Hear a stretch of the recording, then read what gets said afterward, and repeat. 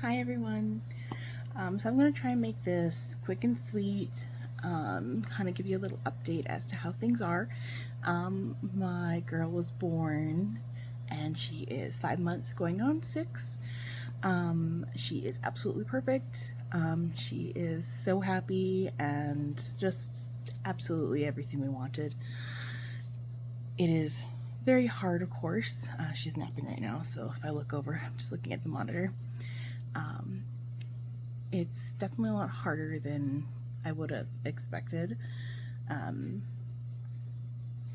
just, constantly being needed, being um, touched. As somebody with ADHD, it's can be a little bit much sometimes, but that's okay. We're getting through it. She's she's just great. She's 5 months. She's already sitting, rolling. She stands all the time, not on her own, but she's really strong. My doctor even said, that he was just like flabbergasted with how strong she is. So everything went well, but we did end up having an emergency cesarean. So because I had high blood pressure near the end, we decided to do an induction a week early, which didn't go so well. My doctor did explain to me before we went ahead with the induction that it'd be really hard for them to control my pain because of my size. Sometimes the medication just isn't strong enough for that, because they can only give you so much to be safe for the baby. So anyway, the obviously the only thing that would have been okay would have been doing the epidural, which you don't want to do too early. And unfortunately for me, I wasn't progressing, but I was in a lot of pain. So we could have done the epidural, but I was sitting around a 2 or 3 and I hadn't moved. My cervix was still really hard, so if there just wasn't much movement, and if I had gone too early, then near the end I wouldn't have any help when it came to the epidural. So because I was in so much pain, we decided to, because it was getting really late in the day, shift change was coming, things like that. So they decided, what, we're just going to stop the induction for now. We'll let your body rest and we'll start up again in the morning. Or if you have a chat with your husband, if you decide that you want a cesarean, then we move forward with that. In that moment, because I was in so much pain, I said, I want the cesarean, give me the cesarean. They're like, well, just think about it, we'll come back in the morning. So they came back in the morning, kind of re-explained everything again, we can start again, or we can go ahead and do the cesarean. And me and my husband had talked about it, and nothing was helping. They'd given me morphine, they'd given me the laughing gas, they've done everything they could other than the epidural to relieve my pain. And because the contractions on the what's called whatever it is that they give you, they were right on top of each other. So I'd be just finishing one contraction and the other one would be starting. So I had no break. There was no break in the pain. If there had been a break, I think I could have handled it, but there was no break. So we talked about it and we told them, we want to go ahead with the cesarean. We think it's the safest option. Luckily, she wasn't having any decels during my contractions during, the induction, but it could change really fast. So, and because I'm bigger, they would rather have a plan for the cesarean, make sure to have, certain people on it, make sure to have everything prepped and ready to go. So they would like to plan that. They don't want it to be an emergency. So that I got. So we decided to go with that. So everything went well. She came into the world crying bloody murder, which, always great to hear. It was really sweet. So she was crying and they brought her over to me, and because I had high blood pressure, I had both arms strapped down, so I couldn't even hold her or like, touch her. So they put her cheek to cheek on me, and so I talked to her and she just stopped crying. I was like listening to me. It was so sweet. She knew my voice. So yeah, everything was fine. Stayed the 2 days in the hospital because they wanted to make sure to give me lots of antibiotics just in case. Got sent home with a thing of antibiotics just in case. Came back 2 days later. So that's when things kind of got a little crazy. So I went back to the hospital because my stomach was rock hard, red, and hot. So luckily it wasn't in the incision line. It was kind of above, just under my belly button, where my stomach was firm and red. But it was getting larger. So when I went into the hospital, it was about an inch under my belly button, and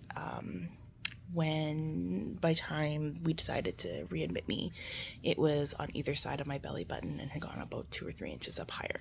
So that was obviously a no-no, so they got me up as fast as they could, got me on IV antibiotics, and I was in the hospital for 5 more days. So luckily, because I went back to that hospital where I gave birth, they readmitted my daughter so that my husband and her could stay as well, because obviously she's allowed an attendant, and because I am in the hospital, I'm technically not an attendant to her because I'm needing attendance. So they readmitted her. We all stayed. It was very interesting. My milk did not come in at all. Like I was able to, I think the 5th day after she was born, after pumping, because she wouldn't latch. Like, she did latch, but then as soon as she didn't get anything, she'd get mad. So we were giving her formula. And so I was pumping after each feed, which I was exhausted. So after each feed, I'd pump. And finally, 5 days after she was born, I got like this tiny little squirt. And I was like, okay, it's coming. And it still never did. I never got more than half a milliliter or a milliliter from each, like combined from both sides. So when we were discharged, they gave me medication to hopefully increase my milk and help it come in. And so that was a week of more medication, and unfortunately it didn't do anything. I didn't get any crazy side effects, which was kind of nice, but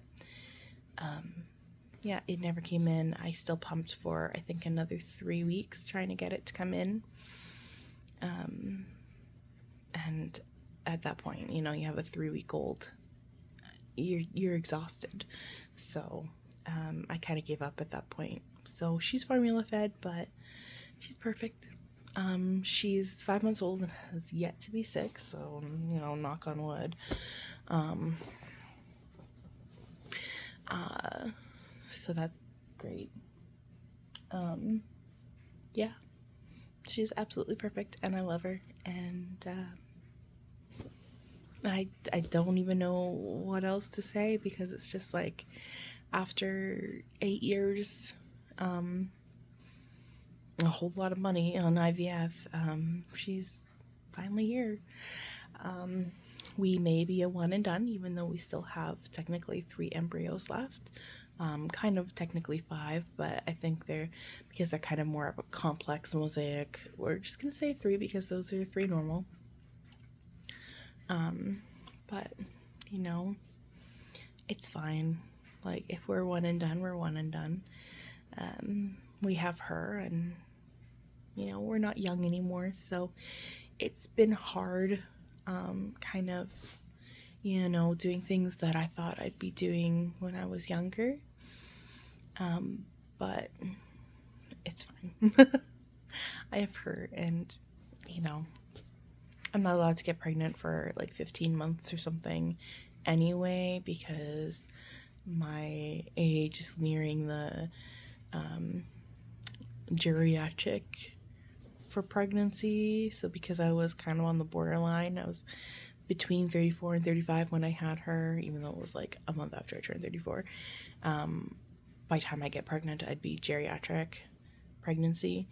And so because of that, and I had a cesarean, they're just like, no, you have to wait 15 months just to be the safest you can be, which is fine, especially seeing as we're probably just gonna only have her. But yeah, she's perfect. There she is, sleeping on her stomach like a weirdo. Whatever. She's the way that she is. So we named her Penelope. And yeah. Some friends call her Pen, some call her Penelope, some call her Penny, and I just call her Penelope. She's my Penelope. She's my Penelope. Because she's just so sweet. My sweet pea. Anyway, so thank you all for tuning in and, you know, seeing my update and how things went. And I'm sure I'll update you guys again as she gets a little older. See how things are. All right, thanks. Bye.